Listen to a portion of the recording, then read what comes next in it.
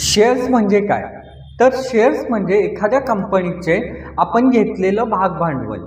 जेव्हा मी एखाद्या कंपनीचा शेअर बाय करतो त्यावेळी मी त्या कंपनीचा तेवढ्या रकमेचा ओनर असतो. ज्यावेळी तुम्ही एखाद्या कंपनीचे शेअर्स घेता त्यावेळी तुम्ही त्या कंपनीचे शेअर होल्डर होता आणि जे शेअर होल्डर असतात ते त्या कंपनीचे ओनर असतात. त्यामुळे ज्यावेळी तुम्ही एखाद्या कंपनीचे शेअर बाय करता त्यावेळी तुम्ही त्या कंपनीचे ओनर होता. कंपनी प्रमोटर ही कंपनीची स्थापना करतो आणि त्या कंपनीला आकार देण्याचा प्रयत्न करतो. रोजच्या ॲक्टिव्हिटी, ज्या कंपनीच्या रोजच्या ॲक्टिव्हिटी आहेत, मोठे निर्णय आहेत, त्यामध्ये प्रमोटर सहभाग घेतो किंवा प्रमोटर कंपनीच्या प्रत्येक निर्णयाला जबाबदार असतो. तसंच प्रमोटर कंपनीच्या रोजच्या ज्या डेली ॲक्टिव्हिटीज आहेत त्याच्यावर लक्ष ठेवतो.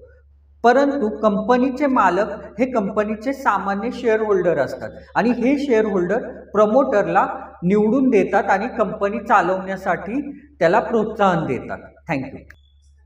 कंपनी त्यांचे शेअर्स का विकत असेल किंवा कंपन्या शेअर्स का विकतात त्याचे काही मोठे रिझन जे आहेत त्यामधलं पहिलं रिझन आहे कॅपिटल रिक्वायरमेंट. कोणताही बिझनेस असेल तर त्याला मोठ्या प्रमाणात भांडवलाची गरज असते आणि कंपन्या हे भांडवल दोन माध्यमातून गोळा करू शकतात. एक बँकेमध्ये जाऊन घेऊ शकतात लोन स्वरूपात आणि दुसरं शेअर होल्डरकडे जाऊन घेऊ शकतात. बँकेमध्ये गेलं तर पहिल्या दिवसापासून त्यांना त्याच्यावर व्याज किंवा इंटरेस्ट भरावा लागतो.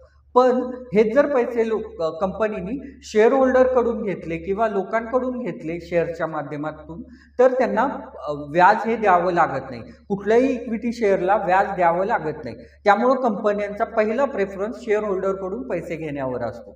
सेकंड, कंपनीला त्यांचा बिझनेस एक्सपांड करण्यासाठी सुद्धा शेअर्स विकावे लागतात. तसंच नवीन टेक्नॉलॉजी डेव्हलप करण्यासाठी शेअर्स विकावे लागतात. उदाहरणार्थ मारुती आणि सुझुकी. मारुतीनी टेक्नॉलॉजीसाठी सुझुकीला स्वतःचे शेअर्स विकले किंवा शेअर्स दिले. त्यावेळी सुझुकीनी त्यांना त्यांची टेक्नॉलॉजी दिली. तसंच लोन रिपेसाठी सुद्धा शेअर्स विकले जातात. डीमार्ट उद्योग समूह जेव्हा सुरुवात झाला त्यावेळी डीमार्टवर एक लोन होतं आणि ते लोन रिपे करण्यासाठी डीमार्टनी स्वतःचे शेअर्स बाजारामध्ये येऊन शेअर्स विकले आणि ते लोन रिपे केलं. रिसेंटली तुम्ही जर बघितलं असेल तर रिलायन्सनी सुद्धा स्वतःचे स्टेक विकून स्वतःचं लोन रिपे केलं किंवा लोन कमी केलं. तसंच ज्यावेळी एखादी कंपनी शेअर मार्केटला लिस्ट होते त्यावेळी तिचं ब्रँड व्हॅल्यू ॲटोमॅटिकली वाढते. कारण आज demat account 8 crore demat account इंडियामध्ये आहे. तर जी कंपनी शेअर मार्केटला लिस्ट होते ॲटोमॅटिकली 8 करोड लोकांपर्यंत पोहोचते आणि ॲटोमॅटिकली ज्यावेळी एखादी पब्लिक लिमिटेड कंपनी असते तिची बाजारातली पत ही नेहमी जास्त असते. त्यामुळं कंपन्या त्यांचे शेअर्स विकत असतात. थँक्यू.